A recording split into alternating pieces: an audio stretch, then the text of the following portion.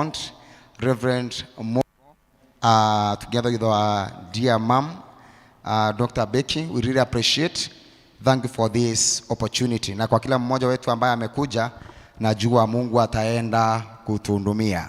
Amen. So I'm happy to be here. It's always a joy. I usually say that I'm in my journey of ministry. I can never write my history without mentioning this altar. And I thank God for the mentor and the father he found in Reverend Mogo. He has been such a great blessing. And we set our face on a message that I'm calling Becoming Kingdom Rebarers. Becoming Kingdom Rebarers. Or if you put it singular on a more personal level, unaweza sema Becoming a Kingdom Rebarer. Becoming a Kingdom Rebarer. Matthew chapter 9 verse 35. Matthew chapter 9 verse 35. Also came along with our pastor friend, Pastor Nicholas. Let us appreciate the man of God. Amen. We thank God. Matthew chapter 9 verse 35. And Jesus went about all the cities and villages, teaching in their synagogues, preaching the gospel of the kingdom, and healing every sickness and every disease among the people. Verse 36. But when he saw the multitude, he was moved with compassion for them, because they were weary and scattered like sheep having no shepherd. Verse 37. Then he sent to his disciples, the harvest truly is plentiful, but the laborers are few. So we're saying that there is no shortage of harvest. There is only a shortage of laborers.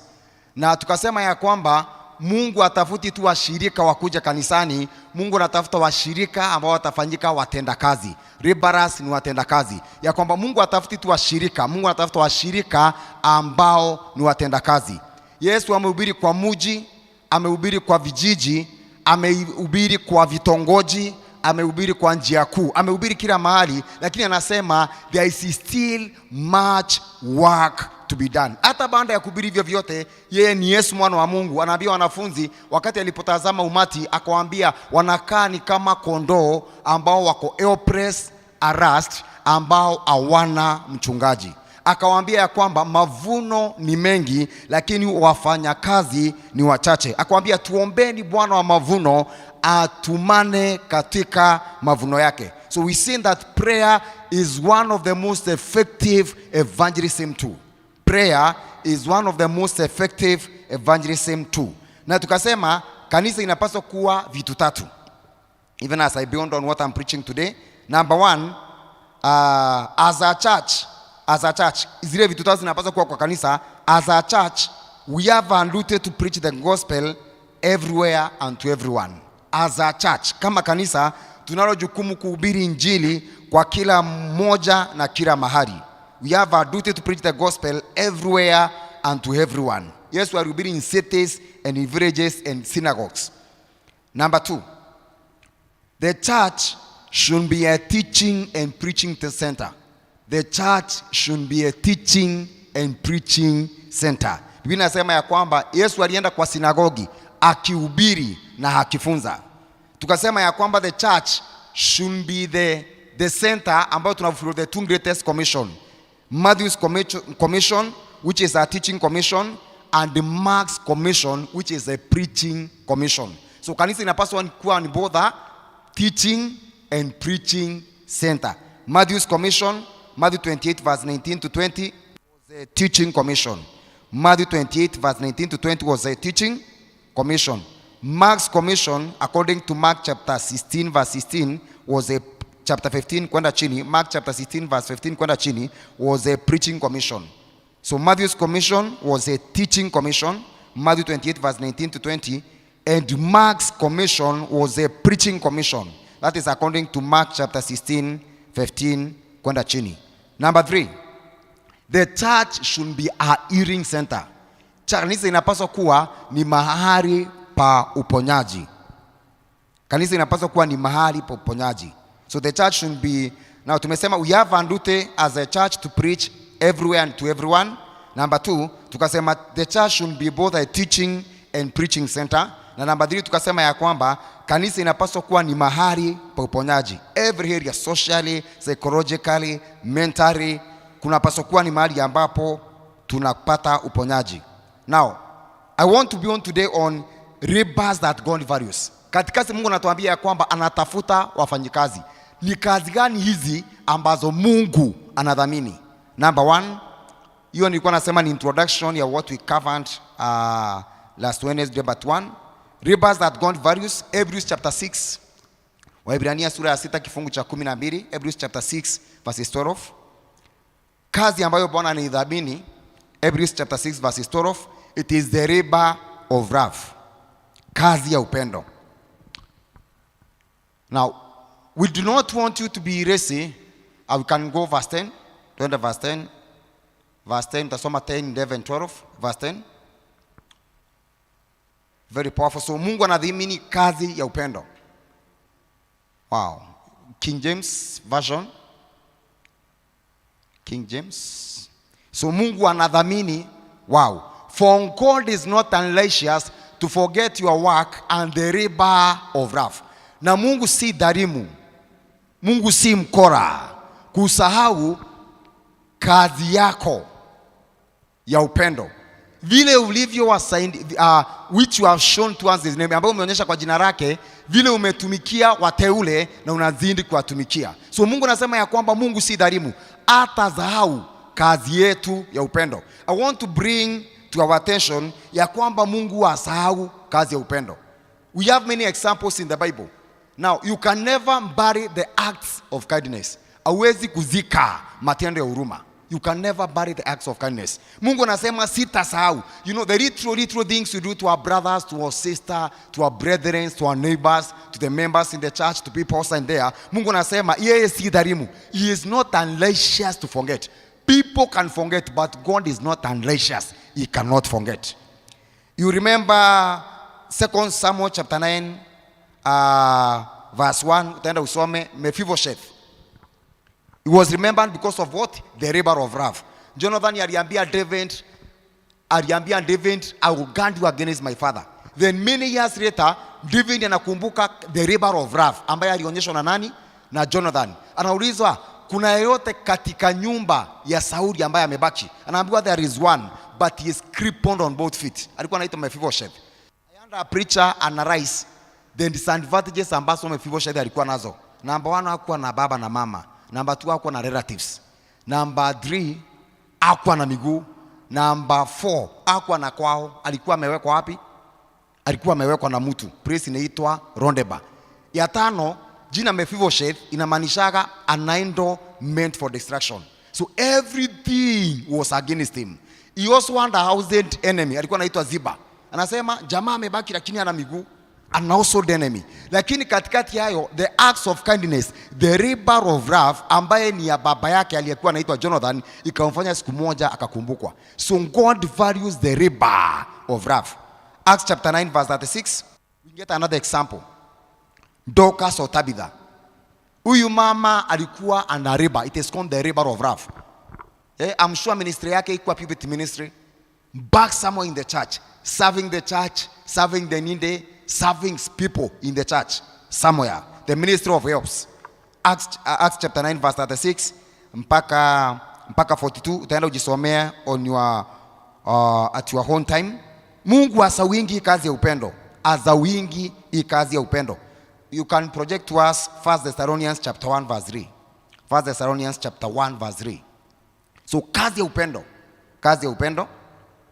God does not forget. Nimesema the acts of kindness can never be buried. Acts chapter, 1 Thessalonians chapter 1 verse 3. We can read together 1, 2, 3. Remembering without ceasing your work of faith and labor of love and patience of hope in our Lord Jesus Christ, in the sight of God our Father. In the sight of God our Father. So one of the labors ambazo Mungu udhamini, it is the labor of love. Number 2. The second labor ambayo Mungu anadhamini, it is the labor in the word and doctrine. Number 2, the second labor ama kazi ambayo ingine Mungu anaidhamini ni kazi, it is the labor in the word and doctrine. 1 Timothy chapter 5 verse 17. 1 Timothy chapter 5 verse 17. The labor in the word and doctrine, tumesema number 1, it is the labor of love. Number 2, it is the labor in the word and doctrine. That is according to 1 Timothy, the book of 1 Timothy, chapter 5, verse 17. 1 Timothy chapter 5, verse 17, verse 17. God values, wow. Now, we can link this one together, very powerful. Let the elders that rule well be counted worthy of double honor. So, wazee ambao wanaongoza vyema wanapaswa kupatiwa not honor, they should be given double honor. Why?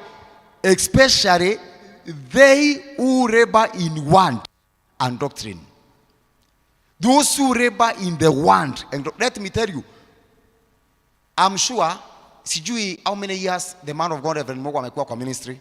You can imagine having a word to give the people every Sunday, every Wednesday. During the day, kuna watu wanahitaji wa counsel, and I can tell you the best counsel in a it has a foundation of the Bible. So you should be having a word in season for everyone. A word in season. So Biblia inasema hawa wazee ambao wanafanya kazi mzuri na wanaongoza vyema wapatiwe double honor. Sana sana aswa wale ambao wanareba in the word and doctrine. I was telling some brethren, kama kuna kitu naweza kosea na maisha yako iharibike, it is when you miss it in the place of doctrine. If today you miss it in the place of doctrine, ile imani uko nayo undungwe sindano ya doctrine nyingine, ni hivyo. I was raised in a school where I saw one of the teachers coming to school. Niliona siku moja amekuja na viatu. A good teacher, one of our best teachers in school. Why? Ni roho amemwambia asivalie viatu. It is called doctrine. Ni roho alimwambia asifanye nini? Asivalie viatu. Alipotea wapi? In the area of doctrine. If you miss it in the area of doctrine, you have really missed it. Yeah. Watu wengi wamepotelea hapo. Biblia inasema especially them that labor in the word and doctrine. Watu wengi ukimiss it the area, ukipata tu injili potovu, upate another doctrine, uiamini. Do you know why you have come to midweek service? Do you know why you are following Jesus? It's because of the doctrine. The difference is the doctrine. I read this article ambao huyu mzee alikuta watu wanaargue. Wameargue ni dini gani mzuri, dini gani tofauti ya Wakristo na hizi dini zingine tofauti ni nini? Mzee akawasikiza vizuri.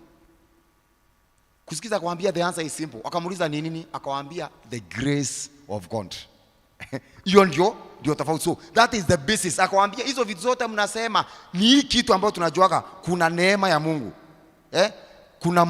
You are saved by grace through faith. Akawaambia the reason why tunasonga ni ya kwamba sisi tumekuwa restrained. Mipaka yetu iko hapo. Tunaishingi kwa hiyo neema. Na tupiti hiyo mipaka, kuna sheria, kuna mipaka ya kuweka. If you miss it at the area of doctrine, ni hivyo. My good teacher the other day, the second day, akakuja akaanza kuchora misaraba. The next day akasema roho amemwambia asikuje shule. I can tell you, I'm sure she missed it or he missed it in the place of doctrine. So wale ambao wanatulindanga, isile vile Mungu anakuambia, naona hii kuomba unaomba ni kuzuri, lakini unakaa kama unavuka mipaka. You know there is a kind of prayer. There is a kind, yani unaweza kuwa unaomba lakini unaomba.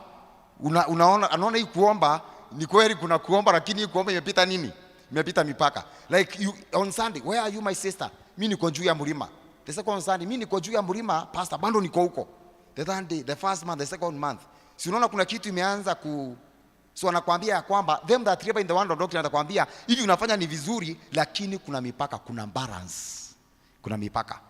Uko na familia ya kuchunga, usipotelee tu kwa maombi. You have a family to take care. It is called in doctrine, the labor of the word and doctrine. Labor number 3 ambayo Mungu anaiheshimu. Na tumeisoma hapo in Matthew chapter 9 that 5 kwenda chini. It is the labor for souls. Ni kazi ya kuleta nafsi katika ufalme. Wow, ni labor ya kufanya nini? Ya kuleta nafsi katika ufalme. Let me tell you, we will never be equal on earth or in heaven. Katika kutumikia Mungu, malipo yetu kutumikia Mungu hatutatoshana duniani na pia mbinguni. In heaven, kila mmoja atakuwa na taji. What we read in the book of Daniel. Kila mmoja atakuwa na, lakini nasema lakini taji zingine zitang'aa. Kama nini? Wow, zitang'aa. Wengine wanasema kama dhahabu, zingine kama nyota. I'm sure. Kwa nini? Yeye anasema And then Proverbs chapter 11 verse 20 nasema, them that win souls are wise. It is wisdom to win souls. It is wisdom to win souls. Renan Bongo Blessed Memories alisema hivi, the church that doesn't save the lost, that church is lost itself. The church that does not win the lost, that church is lost itself. Kanisa ambayo aiendei zile nafsi zimepotea, hiyo kanisa tayari imefanya nini? Imepotea. So Mungu anadhamini the labor for souls. Hata kama tutaenda door to door tuweke crusade, hata kama ni nafsi moja itakayokuja, Mungu anadhamini the labor for souls. And I'm sure that is the attribute of God. Nilikuwa nasoma hiyo scripture ya Luke chapter 15 verse 10, Message Bible. Can you project that scripture for us?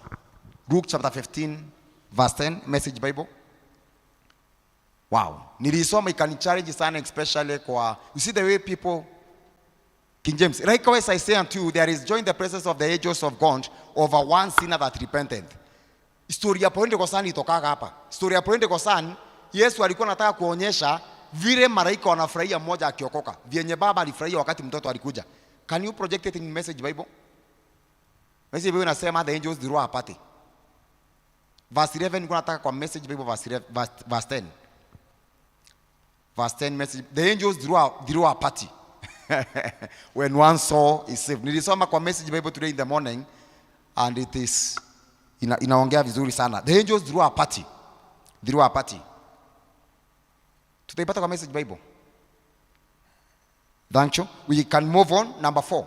Labors that God values. The labor of grace. The labor of grace. 1 Corinthians 15 verses 10. 1 Corinthians 15 verses 10. The labor of grace. So the angels throw a party when we win a soul. Wow. The labor of grace. 1 Corinthians 15 verses 10.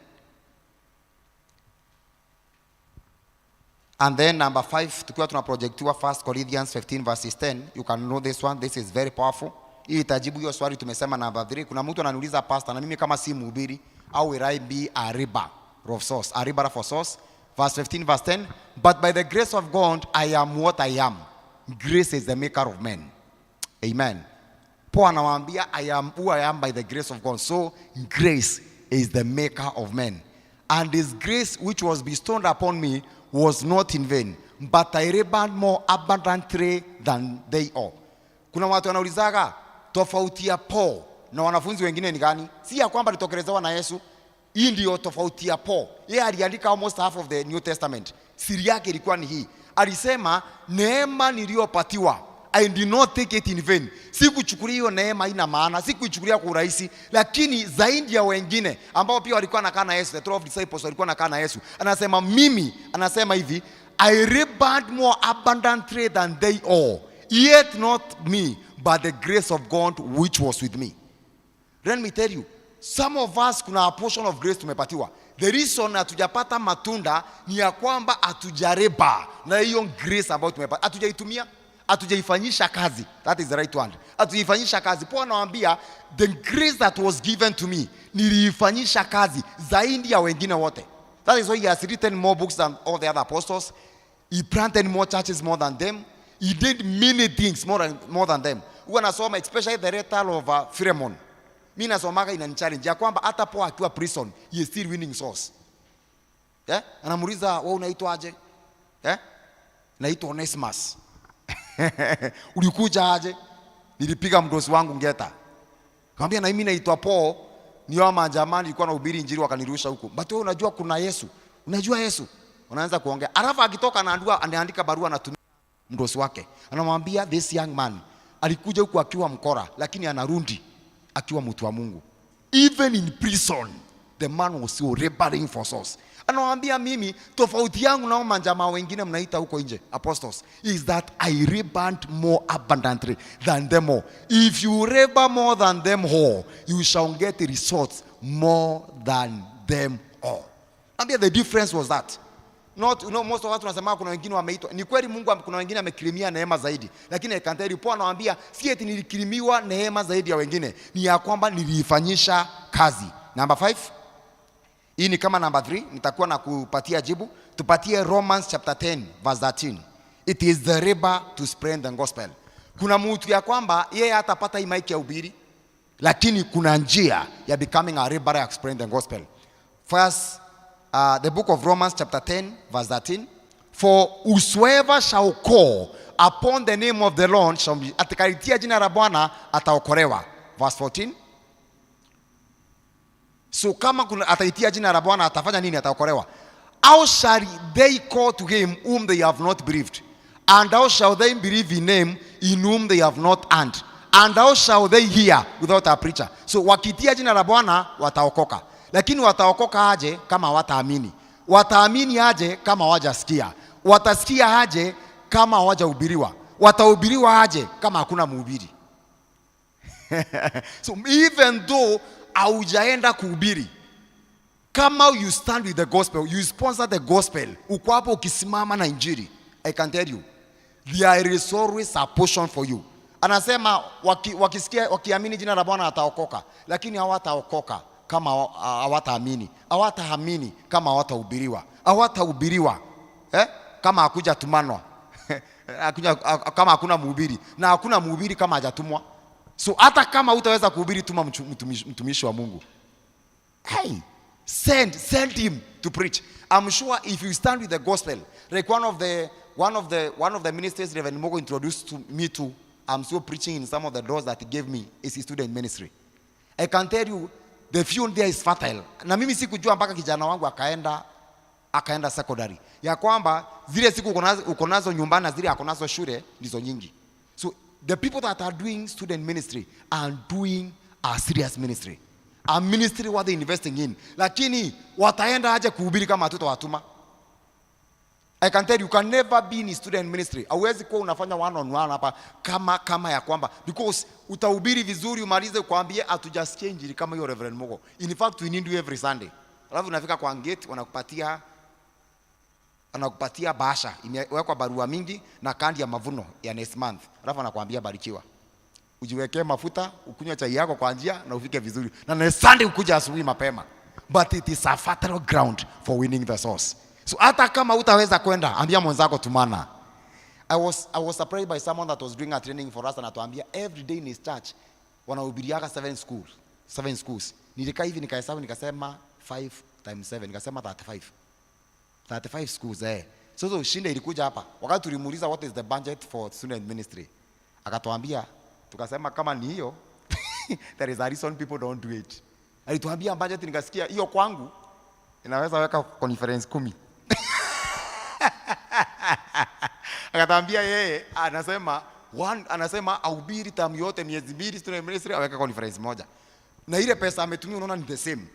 It is very expensive because wengine watawekwa kwa gari wakuko by 6:30 by 7 wahubiri wapande gari tena warundi wako na programs wana run. But I can tell you it is our adventure. Mali hatuwezi fika tutumane. Sema amen. Number 6, the labor for prayers.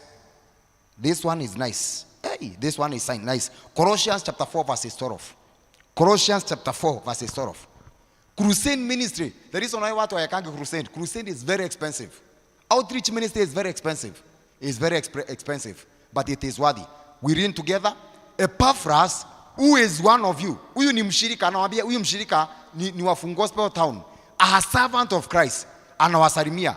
Na si kuwasalimia tu. Always laboring fervently for you in prayers. Let me tell you. Hii mambo yote tunasema tufanya kanisani. Without people laboring in prayers for us, it is impossible. Hey, God gave me a message I was preaching in Akesha last Friday that unajua Biblia inasema wakati Herode alipoua Yakobo na akaona imependeza the Jews, akaendelea kushika Peter. I was telling believers hivi, if you don't pray for laborers na watu ambao wana labor, if you don't labor in prayers for laborers, the enemy will kill our generals. Yeah, shetani haogopi. James alikuwa one of the greatest intercessors wa Yesu. Na shetani akamua. In fact alikuwa John, Yesu anampenda. James was the intercessor. They said alikuwa intercessor kwa Bible history. Alafu anabaki Peter ambaye alikuja. After kuwa James the intercessor, akaendea Peter. So you want them to kill. Hii inasako ya Yesu yote amalizane nao. Ameua James, he is dealing with. That is tunaona hata wakati walikutana kwa nyumba ya nani? Kwa nyumba ya John Mark. I'm sure hiyo kasaiko yote. Shetani alikuwa amesema akaua. Wakati aliuawa, the church ikaanza kuongea, hiyo church imesambaratika. Pastor wao amekufa. Hiyo church haiko tena, imesambaratika. I'm sure that's all the brethren was speaking. Ronda akaona, let's pray. Wakati the church walisimama wakasema, Biblia inasema Peter was put in prison, but the church was earnestly praying. Mpaka wakaconvert manyumba ikakuwa prayer center. Wakasema, we will not bury another pastor. We are not ready to bury apostle. James ni kweli tulimzika, but this one. So let me tell you, for every rebelling man of God needs people that are rebelling in prayer. You know, we end meetings. I'm sure when Reverend Mogo na some pastors, when one of the generals alikuwa na mikutano hapa Kenoru, then on Monday tukaenda. And then I read the way the challenge you were given, that before this meeting began for 2 weeks, there were 200 intercessors in the land. And why would that meeting not? Kwa nini itakuwa na impact? 200 people are praying, oh God, open up Meru for us. Let your word gain entrance. I can tell you, pastor anaweza ubiri hii Biblia mpaka moshi itoke na mapua. But if there are not people to back in prayers, kuna Mario injili itafika. I can tell you, everyone. That's why Paul, as powerful as he was, anasema 1 Corinthians 16 verse 9, anasema na mlango mkubwa umenifungukia kwa injili, lakini wengi ni watesi wangu. Now, this is what prayer does. Afadhali hata nimaliza na hiyo point. This is what prayer does. Number 1, anawaambia laboring fervently for you in prayers that you may stand perfect. Prayer perfects. Carry that one down. Prayer perfects. That you may stand. Kwa nini anaombea kwa maombi anareba? Is that you may stand perfect and complete. So prayer perfects, prayer completes. Number 3, prayer aligns us with the will of God. So maombi ukamilisha. Hata kama kuna kitu unaona hajakamilika, maombi ukamilisha. Unaona kuna kitu inaenda kombo, prayer perfects. Wow. Prayer perfects. I wish we had time to speak about this more. I have 2 minutes to go. So easy point mbili utaandika na utaenda kujisomea. Number 7, the labor of giving. The labor of giving. The labor of giving. And number 8, the labor of standing, or the labor of supporting the saint man of God. The labor of supporting the saint man of God. Do you know what? Washirika wote ambao ni wafungu gospel Meru Town, the reason Mungu amewaweka hapa, you see one day Moses, father in law anakuja anaitwa Jethro, anakuta jamaa anakaa kwa kiti kutoka asubuhi mpaka usiku. Akamwambia, my son in law, if you continue this way, utakufa mapema. Akamwambia, tafuta watu. Akaweka wangapi? Some of hundreds, 50s, 10s. Another day he tells him, pick 70 elders. Alafu wakati alikuja, aliwaambia, this one strikes me. Alimwambia that I may give some of the spirit that is in you to them. Simply Mungu alikuwa anawaambia, mimi sitaki si Roho Mtakatifu anawapatia, hapana, anawapatia hiyo spirit iko na pastor. Hiyo mzigo ya kubeba kazi ya Bwana. Hiyo mzigo ya kusukuma kazi ya Bwana. Unaweza kuwa utaweza kuwekelea pastor wako mkono, but unaweza kumshikilia mkono kwa maombi. You see the case of and Aaron. Joshua akipigana, pastor ako hapa. Majamaa amemshika mkono. Biblia inasema so far as mikono ya pastor iko juu, Joshua alikuwa anapata ushindi. Let me tell you, so far as the hands of the laborer are okay, we shall be winning in our businesses, we are winning in our families, we are winning in our careers. So far as the laborer hajachoka, I can tell you, you know, let me tell you, when the man of God, mimi najijua, you see, I'm a pastor. Ile wiki na kuwaka nimepita, nimeomba. I wish I had time nikuonyeshe zile kazi mbili za mtumishi wa Mungu. Acts chapter 6 verse 4. Utaenda kujisomea. Kazi kubwa ya every pastor is the ministry of the word and prayer. Paul aliwaambia, hatutaacha kazi ya injili, maana kuna watu wanateta wajapatiwa chakula kwa koromone na koje. Mimi pastor nikuwapatie. Akawaambia hapana, tutafuteni watu wengine 7, laborers, waende wakafanya hiyo kazi. Mimi nijicommit kwa ministry of prayer and the word. That is the greatest work. That is the greatest work. So we should support the men of God as they labor. We should be laboring for them in prayers. With our support, we are studying with them in every way, many areas. One of the greatest statements I've been taught, I attended a seminar Na huyo mtu aka challenge my school of theology. The challenge was this, that the pastor is not the vision carrier. The pastor is the vision bearer. Hey, alinifunza na akachallenge theology yangu na nikaona ni kweli. Ya kwamba pastor amebea vision. Sisi ndio tunapaswa kuwa carriers. Lakini tukikubalia pastor carry the vision. Unajua sisi ndio wengi. So akatuchallenge akatuuliza, who should be carrying? Is it the pastor or the church? So akatuambia the pastor is the vision bearer. That is why even when he will not be there, that vision should be continuing. Church ndio inapaswa kuwa vision carrier. Because if the pastor is the vision carrier, when the pastor atakuwa, the vision dies. But if the vision bearer atakuwa ameibeba kama kibaki, iache vision 2030 ibaki endelee. So the pastor is the vision. Now that's when nilisema last Wednesday part 1, tusikue washirika, tukue washiriki. Tusitosheke tukue washirika, tukue washiriki wanaoshiriki kinachoendelea kanisani. Tusimame kwa miguu yetu. Wow. Tuambie Mungu atusaidie kwa laborers. In the 8 areas ambazo the laborers that God values, let us lift our hands tunapoambia Mungu tusaidie to become laborers in your kingdom. To become laborers in your kingdom. Ya kwamba Bwana, kazi yako hatutaachilia ianguke. Ya kwamba Bwana tutasimama na kazi yako. Inua mikono yako juu, fungua kinywa chako. Fungua kinywa chako, ambia Mungu nisaidie. Help me to become a laborer. Musa akaambiwa niletee wale 70. Na hata wakati wawili walipopotea. Listen to this as you make the prayers. This is the bits. At least beba hii. Wawili hawakukuja, walikuja 68. So watu wakakuja wakasema, Reverend Mogo, kuna uliita wazee 70 wakuje waombe, wakuja 68. Tumesikia wawili wakuwa kwa class za Sharoma Kandame wanaomba. Moses akasema, I wish that every one of them can be prophesying. That every one of them could be doing what I'm doing. The work will become easier. Lift up your hands. Ambia Mungu nisaidie. That in this vision, in this sanctuary, in this mountain, I shall know my praise and I shall become a laborer. Rakabagabagaba, jarabagarabo, salabagaha, jerebo, satabaha. Help us to become laborers, O God. Rigabo, zeketeba, jirigabo, rabo, zagetebaha, jereba, raku, sakabaha. Lord, help us. Lord, help us. Make a prayer. Make a prayer, make a prayer. Twakupa utukufu, twakuabudu pekee, wastahili sifa. Bwana twakupa